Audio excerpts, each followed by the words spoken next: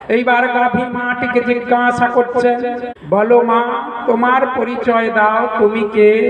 গাভী মাটি মানুষের ভাষায় উত্তর দিচ্ছে, আচ্ছা পরীক্ষিত, আমি হলাম ধরণী দেবী, তুমি পৃথিবী মা।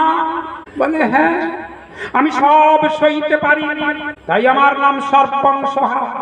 কিন্তু কলির মানুষগুলো আমার ছেলে মেয়ে, এরা দিন দিন এতই পাপ কাজ করছে যে পাপের বোঝাটা ভারী হয়ে উঠছে।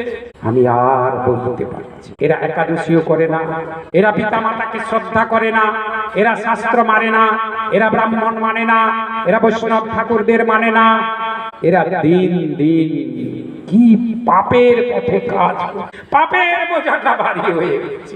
আমি আর বলতে পারছি, তাই নুজ্জ দেহ খুব চাপৃষ্ট হয়ে গেছে।